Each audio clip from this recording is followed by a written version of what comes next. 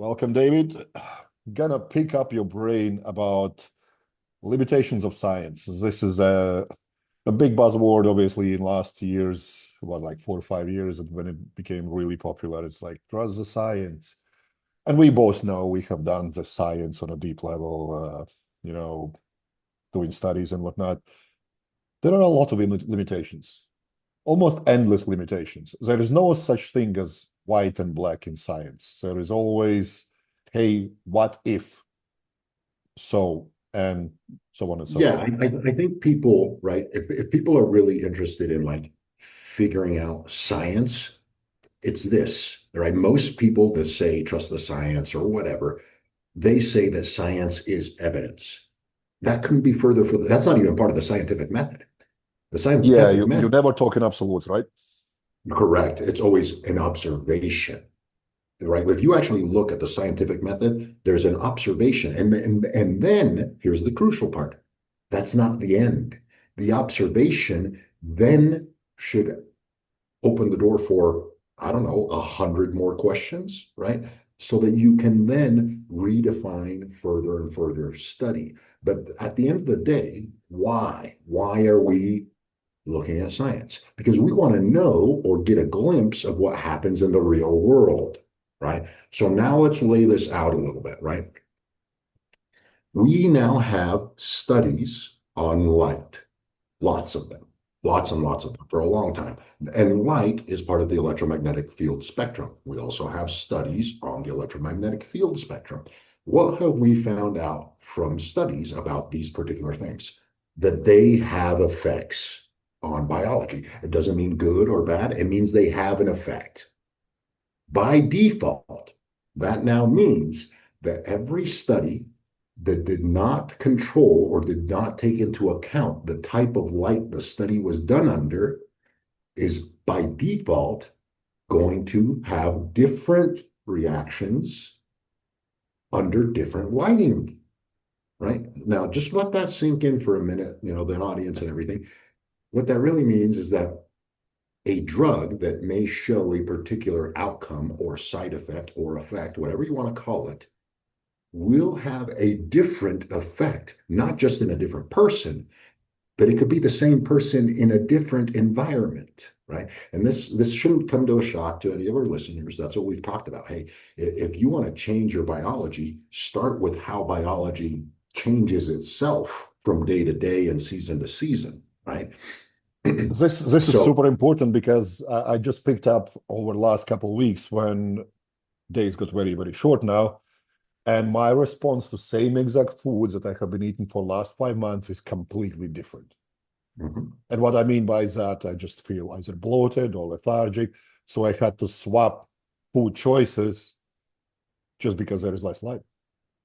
Correct. Correct. Again, a, a small change, right? A small change, less light, which most people don't even think about that being a legitimate change, changes outcomes, right? The fact that you can notice automatically should tell you that drug interactions will change, right? And so I'm there. This is for every drug, but I'm going to highlight some of the more popular ones, and some people will have even experienced this, right? The ones that I'm going to talk about are going to be peptides, particularly the really popular ones like GLP-1 drugs like semaglutide, tirzepatide, et cetera, but also hormones, hormone replacement therapy. And both of these are very popular right now, especially in the longevity round and all of that type of thing. But here's the thing. Both of these, GLP-1 and hormones, start with sunlight under natural circumstances, right? So let's just talk about, to keep it simple, let's talk about testosterone and let's talk about GLP-1. um, we'll talk about testosterone. That's easy to talk about because that is governed by the sulfation of cholesterol. The sulfation of cholesterol starts with light, and then it is facilitated through the hydrolysis process of the molecule, the hydrolyzed or sorry, the sulfated cholesterol being hydrolyzed by the water molecule that the enzymes that your body's making through metabolism. That gets augmented or decreased, that action variability gets decreased by light. So what does that mean? That means that light creates your sex hormones. That will be blunted as you get older. We know that. And that's why there's if you want to live a little bit longer or fulfill a lifestyle that's a little bit more fulfilling, you should replace some hormones. I'm not disagreeing with that.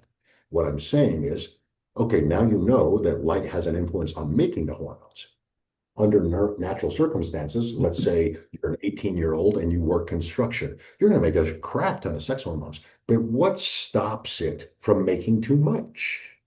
Right? And that's also a light story. We know that UV light, specifically high-end UV light on surfaces, aka your skin, your hair, your eyes, etc., your face, any excess sex hormones that you're making get degraded at an accelerated rate when you are interacting with a lot of UV light, right? So we've explained this in one of our very early episodes of how people that live in Scandinavian countries tend to be bigger, tend to be more muscular, tend to be more because they have less high-end UV light to limit the amount of action that happens from excess sex hormones. So they become bigger overall, right? Whereas people at equatorial, they're not necessarily smaller in terms of stature. They're still going to be 6 foot. They're still going to be 5'10", or a little bit bigger. But muscularly, they're a different size. And the reason for that is they're getting capped by how much excess sex hormone can happen. It's at a lower threshold, right? Still perfectly healthy people, just a different outcome because of the different situation. So now, does that play a role with side effects? With hormones, we're talking things like acne. We're talking things like hair loss. We're talking things like potentially blood pressure. These things are governed by, or limited, I should say, they're governed and limited by high-end UV light. So if you're somebody who gets put on hormone replacement therapy, for example, and you start experiencing excess acne, the first thing that most people would do is, oh, the testosterone is causing this, so I can't take testosterone anymore, or more likely is I'll keep taking the testosterone and I'll add in this other drug, an acne medication or something like that. When in reality, you should take a look at, hey, what actually prevents that side effect from happening? High-end UV light actually inoculates bacteria in your sebaceous glands. It also limits the activity of sebaceous glands. So a simple UV light therapy would be sufficient without a drug to limit some of those side effects, right? Over the long term, right? Because that's why you're taking hormone replacement therapy. It's to augment your lifestyle over the long term. So you start combating side effects, whatever you might be getting, by natural means, right? So And that's some things that you're highlighting that in laboratory you're probably never going to understand, because real life examples that we are exposed to, we can see that. Like, first of all, okay, you have acne. Is your hygiene actually correct? Because when you're jumping on some TRT, you're just doing all kind of crazy stuff. You're sweating a lot, and a lot of people don't have basic hygiene in place. And You're then another correct. thing is like, do you spend time outside? Yeah. No, like it's interesting that more often than not, what people will go for, hey, I have this side effect. What drug can I take? And then no one will ever acknowledge that that side effect for that particular drug was experienced in this particular setting. Are you living in that particular setting for you to need that drug? And more often than not, we know that's not entirely true, right? Correct. Correct. And that will never be highlighted by a study, because a study is limited by all of the constraints of that study. So I'm not saying, right? So I want to be very clear, and I know that you were saying the same thing. We are not saying the studies are false. They could be, but we are saying that the outcome that that study concludes is only specific to the environment that study was conducted in, which is not what you are experiencing, right? Your life does not evolve or rotate around being inside a lab, right? And so that's going to change the outcome. Now let's move on to something like a GLP-1, right? we know that a GLP-1 interacts at the hypothalamic level because appetite is controlled there. We also know that these GLP-1s, through studies, are also being exploited and used for addictive things like alcohol addiction and other addictive properties. Why? Because that is governed by the same thing that governs appetite and reward centers. It's deep. GLP-1 is deeply intertwined with reward centers, with motor units, with all of the things that go on in your brain. So the side effects for a GLP-1 are quite extensive, right? And we know this through some of these studies. The negative side effects, possibilities have to do with eyes, right? Eyes might be degraded and thinned out through long-term use of GLP-1s. We've seen this. Suicide rates or depression rates go up in some populations that are I see it using. firsthand with so many people that I work with who start this treatment, so to speak, and they just get mentally almost broken. Yeah. And so what that highlights is this: the system was already underperforming, and you added a GLP-1, and now it accelerated that aging effect, the aging of that system being degraded, right? And Yeah, that's yeah. only So let me clarify that the people who get this negative effect are usually the ones who don't have what we always preach in place. Getting oh, outside often, being active, staying hydrated, picking foods that are actually nutritious, not just calorie dense. So when mhm, all that is not in place, and then they add this on top of it as a means to help them to get where they want to be, it usually just have more bad effects than any benefits. correct. Now, having said that, that paints these as a potentially dangerous thing. And I'm not saying it's not. I'm saying it is potentially a dangerous thing in the wrong environment. Mm. Now, say you're getting one of these effects, right? And I've experienced this with clients that have taken some of these and have stopped taking these because of the effects that we've just described. Most of them have to do with depression and really low energy states, and they just can't handle it. They're like, this is not me. I'd rather be fat than feel like this, right? And so they stop taking it. Then they come to me and they're like, why did I get this? Right? And I'm like, well, tell me about your life. Tell me about the things you do from the moment you wake up to the moment you go to sleep. And right away, I find out that their circadian mechanism is flipped almost completely upside down. And so this GLP-1 is having a lot of negative acceleration effects because you're not replenishing any of the substrate mechanisms or even actions that should naturally be happening to replenish this load, right? Just like any drug, right? When you accelerate something, you must also look at the opposite side of the coin, right? The heads and the tails, or night and day. Are those intact? And if they're not, then you're going to run into side effects, right? Because GLP-1s are going to accelerate catabolism, right? That's what they're going to do, Mm. right? That means degradation of everything, really, because it's a general thing, not just appetite, right? That's the one concept. And that's why I started with GLP-1 actually is affecting this, which affects all of these behavioral and neurological things, not just your appetite. Appetite is just a side effect of that.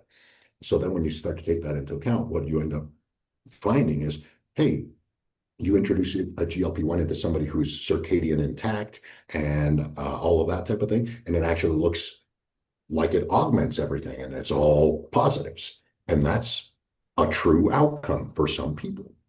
And for others, it won't be. And that has to do with looking at you almost got to treat yourself as the lab. What does this lab, what inputs are going on in this lab that are going to set you up for positives or negatives? And that's a strategy, right? That's a strategy that you have to set up. It's not, I coach people how to do this, but it really is just a strategy that you can lay out. Hey, this is step one, right? If we know that GLP-1s are degrading melanin and accelerating the leptin-melanocortin pathway, then it has an interaction there. And we should make sure that we establish a good circadian mechanism of on and off when the on button should be on and off when the off button should be off. That's basically the circadian mechanism. That's what that is, right? We've talked about this. It's not when you fall asleep and wake up. It's when the processes in your body accurately know when to be turned on and accurately know when to be turned off. Those are going to be governed by the circadian mechanism and not by the drug. The drug is just doing what it's supposed to be doing, but the actions within the system are governed by how the system is turning on and off its switches.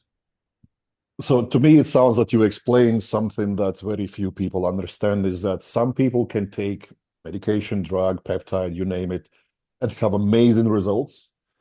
And others will take it and have horrible experience and boatload of side effects only because the environment they introduce this stuff is completely different. Not even their physiology is different. It's just that they are using it in the wrong time, they are using it in the wrong place, and they are using it for wrong purpose. Like a lot of guys who are jumping on TRT and they end up on blood pressure medicine, anti-estrogen medicine, erectile dysfunction medicine, and so on and so forth, because they introduce it in already broken system. Whereas somebody who's genuinely in need for that and has everything else in place, they have amazing results. They have mental clarity now. They have this assertiveness they so wanted. They have lots of energy, muscle gain, no side effects whatsoever. Am I getting it right? Yeah. Pretty damn close. That is the potential positives and negatives that are associated with you as the individual, right? And this almost implies that people shouldn't use these unless they understand them. And for the most part, I kind of agree with that. But even if you don't understand that, there are people like us that have taken the time to just step back. Okay, these are what the studies are showing in this environment, but our anecdotal evidence, right, with clients and other people and ourselves have demonstrated a completely other set of possibilities that happen, right? And that is what Einstein demonstrated, which is everything is relative. Everything's a probability, and there is no cause and effect. That slaps science right in the face because science, as, and I'm going to quote this, medical science, right? Real science, if you look at any other scientific field, quantum biology, physics, and even chemistry, those sciences know what we just said, that outcomes are probabilities only. There is no cause and effect. Medical science, because it's governed by journals, because it's governed by money and corporations, anything that doesn't jive with the bottom line can be construed just by statistics, right? So medical journals, things of that nature, they aren't real science. Those are, go Always ahead. brings me back to Bill Gates' office photo where he has his book on his shelf, How to Lie with Statistics. Because anyone can do that. You just shift it like, oh, we were looking at this. When results are not favorable, you just change the outcome and you prove it, well, this works, but Yeah, not correct. exactly for what you wanted. Yeah. And so there is that going on in the medical field, but I don't like to look at the conclusions of medical journals. I like to look at the study, right? What did they actually do, and what did they actually observe? And that's it. That's the only thing you can take from a study, right? And once you input that into now this is where AI is a tool that can be useful or a tool that can blind you, right? If you tell an AI to look at all the studies. And AI is going to take anything that's been published by a medical journal and give it more weight, AKA this trumps, let's say, a different study that wasn't published in a medical journal. AI does that. It hierarchies them, right?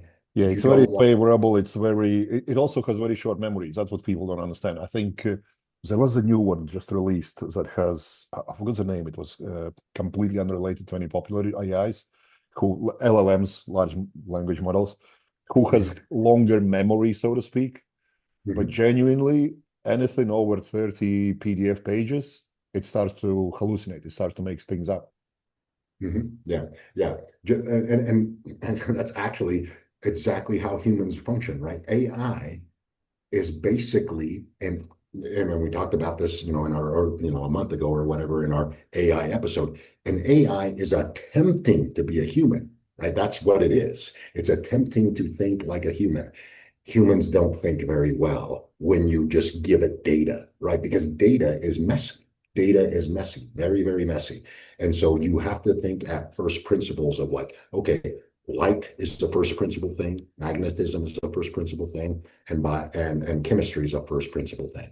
Other than that, everything else is only a probability because everything changes in the environment, right? And it changes from day to day, it changes from month to month, etc. So a well-done study, in my opinion, shouldn't come with a conclusion because the conclusion is adding in things that you are basically hallucinating, right? You're taking this data and you're making a conclusion. I'm like, no, that's not what you want to do because the data could change and it does change, right? And so the conclusions, right? And that's how people function. They'll go to a study and they'll kind of read it a little bit and then they'll go to the conclusion. Oh, that's what that means. I'm like, don't do that. Just observe, write down. And if you don't want to do that, that's fine. But that's how I use AI. I have it break down what they did. Tell me what they did concisely. Tell me what they observed concisely. Nothing more. I don't want to know about the conclusion. And then you start piling that information in and you start tying it to the known things, right? The known things are never going to be published in medical literature because they're not medical science. Physics is not medical science. Quantum biology is not medical science. Now it's starting to leak into medical science. That's how we've started to figure out that infrared light governs glucose metabolism, right? If you put somebody, if you shine infrared light on somebody, within 20 minutes, their glucose metabolism gets augmented. That means the glucose in their blood drops, their insulin is more reactive, they become more insulin sensitive just by introducing red light. We have studies that show that now, right? And again, what you're saying, red light, just so people don't misunderstand, being outside. Yeah, being outside, right? But the study, right? The studies that concluded this, they did use a red light therapy device, right? So we know precisely the wavelengths, right? That's why I say if you are purchasing a red light device, wavelengths matter. But when you go outside, it doesn't matter because it has all those wavelengths. You see what I'm saying? So it stops when you use nature to your advantage, you actually don't have to think too much. But when you're trying to use it synthetically, now the studies become valuable because the studies are that precise. They're using this specific frequency. So now if I'm going to try to replicate that, I must use that specific frequency.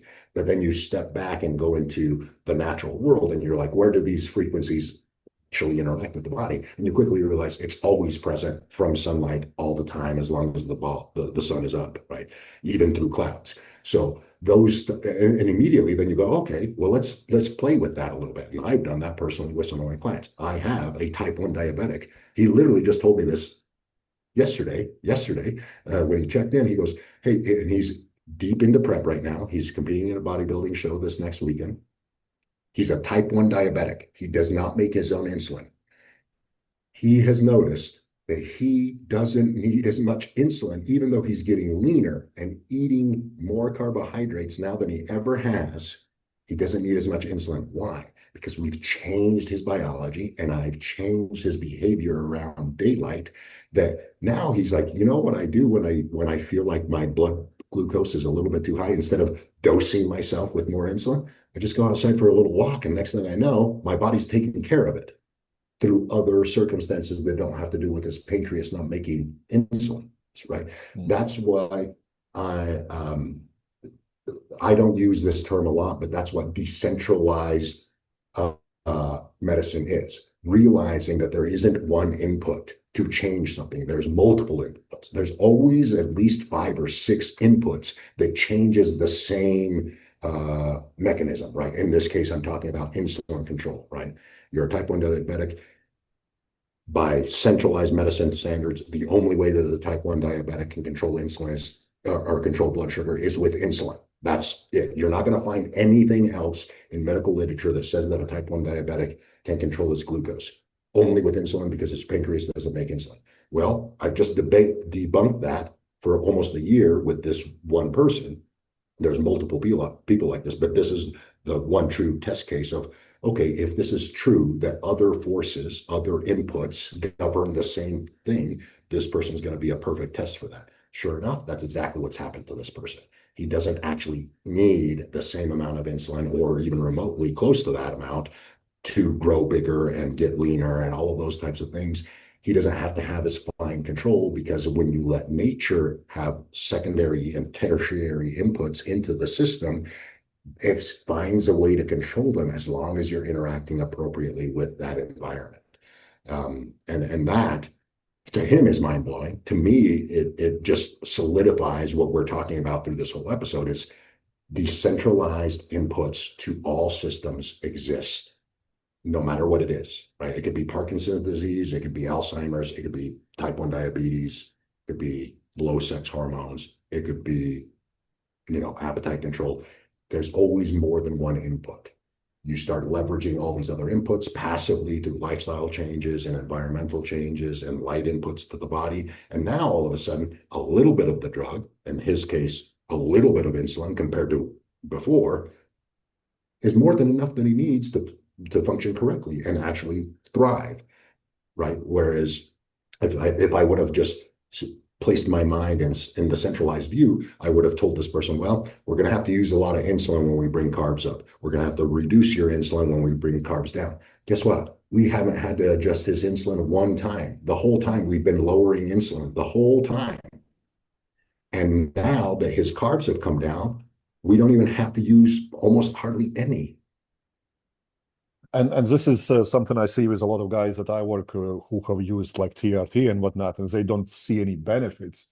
And then you change their environment, and first message is usually massive smile and like, I had forgotten how good it feels to have good erection. And I'm like, only thing you changed is go outside in the morning and not even go anywhere, just sit in a porch and drink some tea.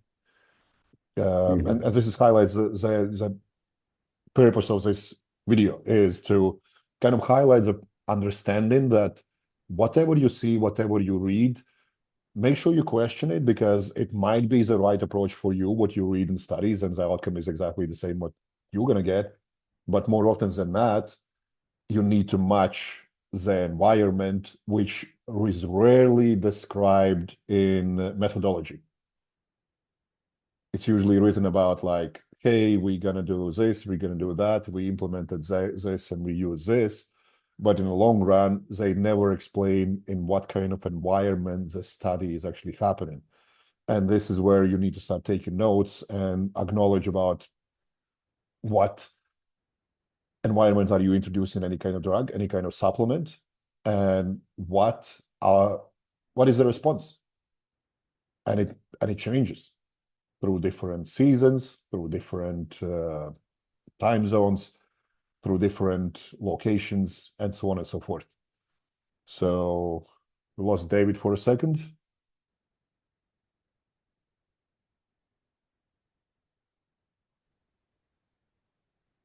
Sorry about that. Yeah, it happens. It's a busy time. So I was just explaining how it all ties into everything we do, and specifically with this video. What do you see as the key missing variables in any studies that people might benefit from acknowledging themselves? And let's say I'm going to start taking semaglutide, I'm going to start taking CJC or whatever drug, whatever supplement, anything. I'm going to start taking vitamin D. What are the variables that they should take in account, and maybe even create a checklist that they could follow through to make sure that the results from implementing anything are always exactly the same? What I'm talking about is standardizing procedure. When I'm going to take a blood test, I'm going to make sure 48 hours before that, I don't do any heavy training. My heavy training is where I can't walk outside the gym. I'm still going to go and train. I'm going to make sure that I drink at least 6 liters of water every single day leading up to the blood test for a week. Then I'm going to eat as clean as I can, because I want to understand how my body operates at its best. I know exactly what my blood test will look like when I eat boatloads of pizzas and cookies and whatever. I don't even crave the stuff. But I want to see what my body looks like the best, and I'm going to standardize it. And every single time I take a blood test, I'm going to do the same exact thing before. Mhm. But I can't control for time of the year, my location, and so on and so forth. What is the checklist that you would suggest for people to kind of allocate for themselves to get the best out of anything that they include in their daily, weekly, monthly, yearly regime when it comes to adding any kind of supplements, any kind of medical intervention, or anything that we... Well, number one, don't just take something because somebody recommended it. That's number one, right? We see that a lot. Right. Like Supplement list, that's by far 50, number 50 one. different supplements, and you're like, ooh, you must be rattling like a toy when you walk. Yeah, yeah. So that's number one. Never take anything because somebody told you to, right? Or Right, recommended right, right. it, especially if that person didn't ask anything about you. And here's actually where the standardization kind of comes in. The anything about you has to, if somebody does ask things about you, the things that are going to matter are the following. Does your energy level reflect a diurnal creature? That's number one, because you are a human, you are a diurnal creature. So if that is off, it already tells me that you're starting from a circadian mechanism deficit, right? So you So don't even start with you should be doing this. You're starting with, am I feeling like this? Am I yeah, in a am I good feeling like a position human? to change something externally, or do I need to take care of it first? Is that Correct. correct? Yes. Okay. So it's very, very simple, right? When the sun is up, do I feel energized and do I feel ready to attack the day? Right? Whatever that means for that person, right? It's very subjective, but that's kind of how this is, right? It's messy because we're dealing with people. And so that's the number one question. Are you actually acting and feeling like a diurnal creature? When the sun comes up, do you feel awake? Do you feel energized? Or are you already starting from that deficit? So what does that mean? I must have plenty of caffeine first thing in the morning to even get my brain going. That's a red flag. If you can go without it and you're still perfectly fine, then that's not so big of a deal.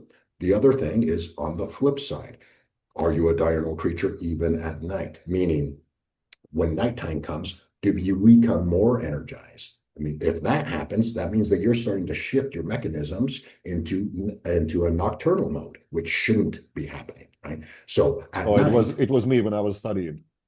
yeah, 6 o'clock in the exactly. afternoon until 4 o'clock in the morning, that would be just my Yeah. best time for work.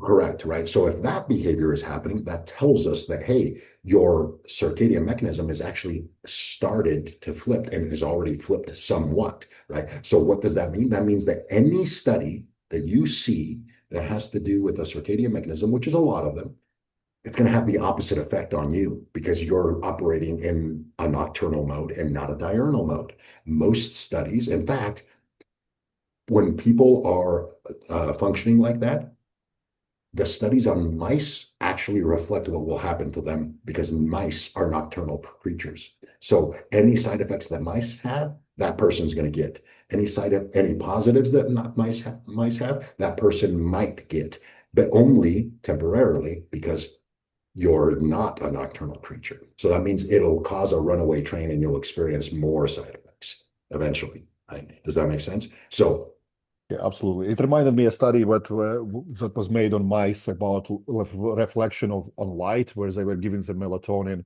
and then they were exposing them to certain light, and light had way more a positive effect than giving melatonin. mhm. Yeah, because they're a nocturnal creature. So it makes sense that melatonin wouldn't do much for a nocturnal creature because they're supposed to operate at night, which is when melatonin is raised in most animals, right? And so that's exactly that. It's highlighting that light has a more powerful effect on a nocturnal creature because duh, they're awake at night when there shouldn't be as much light. So when you introduce light into that biology, it's going to have an outrageous effect compared to melatonin. That's going to be the opposite for a diurnal creature like a human, right? So that's standardization number one. Are you operating like a human that's diurnal? The answer is yes. Then more than likely you're going to experience less side effects than somebody who operates in the opposite effect, right? That's number one. And if that answer is no, I'm not operating like that, that's the thing you must fix before or during the introduction of said protocol. It could be hormones, it could be peptides, it doesn't really matter what it is. That's number one. Number two is, do you currently have any potential side effects that are already manifesting, right? So let's say we're talking about hormone replacement therapy. Well, we know a lot of the side effects of that because there's lots of studies on that. Acne, hair loss, depression, things of that nature, right? Do you already have any of that going on? If the answer is yes, I'm already predisposed to acne, or I'm already predisposed to depressive stuff, then that tells us that system has been broken for quite a while, right? And so that means that you should always start with the lowest amount that you can introduce that's going to have a positive, and very, very cautiously increase as you go while trying to fix these problems as you go, right? I never, especially when it comes to hormone therapies and stuff like that, you might actually need them, right? But you already have broken the system so far that you're already getting more and more of these other side effects, right? And so when you introduce this, you have to do it much, much slower than somebody who's already operating correctly. So that's the first thing, right? And some of that's anecdotal, like acne and hair and stuff like that. And the other is blood pressure regulation. We know that hormones affect those types of things. So if we take a look at your blood work, right? If you have high red blood cell count and high hematocrit already, and your hormones are tanked, that's a red flag. That means when we introduce a hormone, that's going to be exaggerated, and you're going to get more of that. So we got to get that under control. That's fairly easy to do with like consistent aerobic capabilities that get enforced with daily habits, and blood pressure, right? If you don't regularly take your blood pressure, you should do that, especially if hormones are things that you're going to be augmenting, because hormones regulate that. Or have a mechanism there. Other mechanism that regulate that is nitric oxide production. We've talked about this a lot. If you get outside and just expose yourself to sunlight or cold, it's going to create nitric oxide, which is going to lower blood pressure. It's going to help you keep blood pressure under control, even when you introduce the hormone. But if you're already having a high blood pressure, this would be like, ooh, we better introduce the smallest amount of hormone that we can while working on the blood pressure thing. That could be raising aerobic capabilities, getting proper sunlight or proper cold exposure, and implementing that week after week after week, and seeing the trend go down. You're seeing the trend go down. That means that hormones that you're replacing can now start to go up. You can start walking them up as your predisposition to that side effect starts to go down, right? So that's the first thing we want to establish. What's already broken, start working on that first. That's the standardization, and it always has to do with blood pressure regulation and other side effects that you already might be predisposed to. Yeah, I think it's a great insight on kind of highlighting that studies are great. Studies are only there to show us direction. And each of us are complete individuals, and it's on our responsibility to figure out what works and what doesn't work for us, not just blindly follow what the loudest voice out there is saying. I'm mindful of your time, David. I'm going to let you off, and I'll see you next video. Appreciate it as always, and thank you. Thank you.